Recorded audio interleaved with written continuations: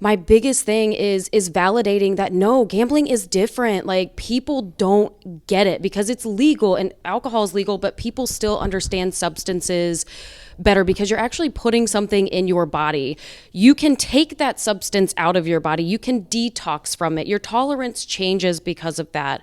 With gambling, you are not putting anything into your body, but your brain is still connecting with those dopamine pathways in the same way, and you're not even putting anything in your body, and therefore you can't take anything out. You can't detox to help you stop. Your tolerance is most likely not going to go down no matter how much time that you spend abstinent from gambling. You are never, that dollar bet is never going to feel as good as whatever amount that you ended on. Whereas, you drink a few beers, you feel a little bit buzzed, you do a couple lines of coke, you have your high, and then as we progress through our tolerance, you got to have a 12 pack, you got to have an 18 pack, you got to do all this other stuff to feel the same thing. And then when you stop doing that and you go through detox, your tolerance is going to go down in some way where you are going to feel the effects of that with less of an amount. Whereas with gambling, that's not necessarily true. And that's one of the things that makes it so difficult for people when they do have a period of abstinence, if they fall back into old patterns of behavior, it's off to the races, no pun intended, right at the start. It has no buildup whatsoever. And people don't understand that. And communities don't understand that. And family members don't understand that. And even the gambler or the client who is struggling with gambling, they don't understand that. I don't go into my sessions as the expert. I never do. Number one, imposter syndrome. I don't feel like an expert by any means, and I'm not an expert by any means, and I most certainly am not an expert of your life. And clients look at me and ask, like, what can I do? How do I change this? And I will flat out say, I don't know. And they'll look at me like, wait, why am I here? And I'm like, you have to tell me what you want and what factors in your life are part of that so I can help you. I can't give you the answers because I'm not you. I haven't lived your life. I don't know what this looks like. And, it's kind of a joke. I'm a very down-to-earth clinician. I'm a very direct clinician. I use a lot of sarcasm and dark humor because I am you. Like, I am not the person that's like, oh, tell me more about that and I'll hold your hand. Absolutely not. Don't fucking cry on my couch. I'm going to throw the tissues at you.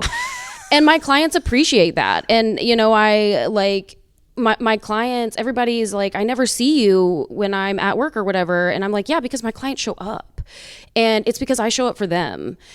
And I don't try to force these things on them that they don't want. I meet them where they're at, which you'll hear a lot in counseling, but there are a lot of counselors that don't actually do that. And I know I probably haven't done that at times too. I don't claim to be, world's greatest clinician by any means.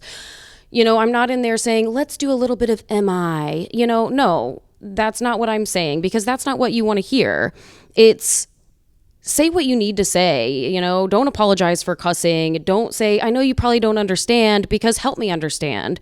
Like I always tell my clients, don't say sorry. You're not allowed to say sorry. You're not allowed to say, I don't know. And you're not allowed to say should in my office. The 3 things that you are not allowed to say, because shoulds, you're going to should yourself to death. And I don't like that because I don't want to clean it up, And, I'm sorry's, you have nothing to be sorry about, because this is your life and you've made those decisions, and we're going to own it and we're going to move forward from it. And fail's another one that I don't allow in my office. You can't say fail because it's not a failure. You can always learn something from what has happened.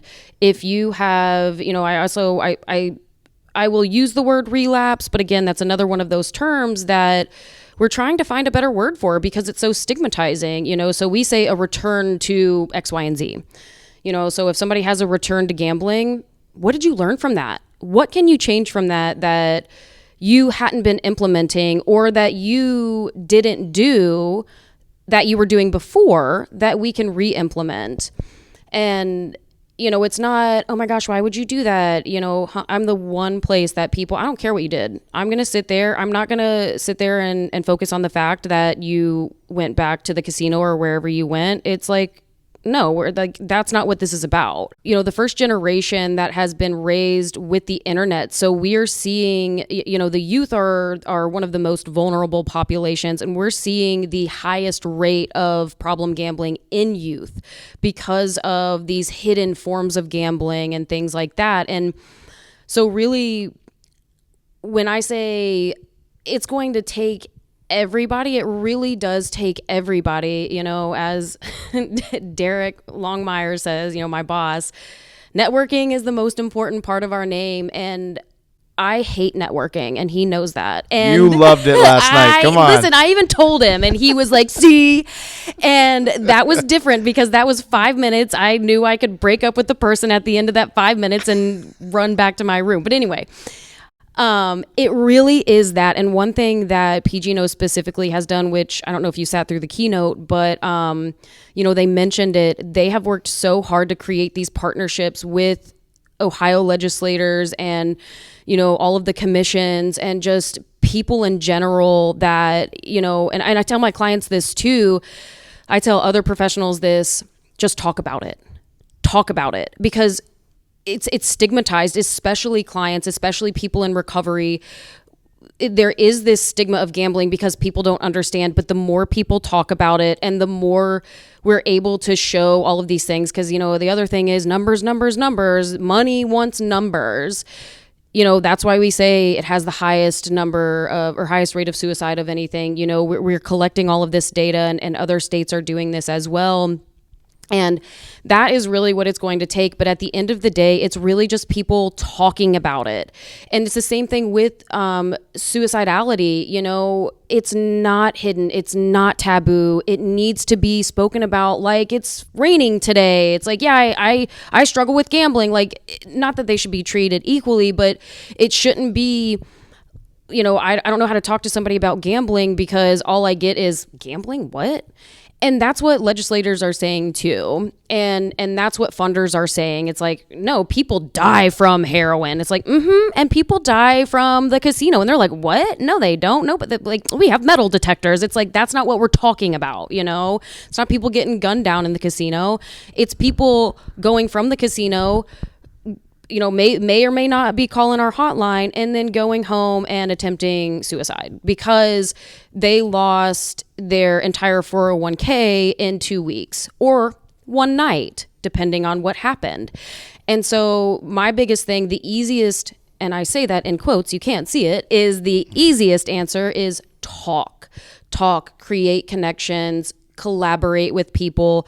Don't be ashamed of what is going on. And it's not like, you know, being proud and bold about this, but it really is like, you know, this is not something to be ashamed of, regardless of all of the stigma and all of the judgment that have been present before.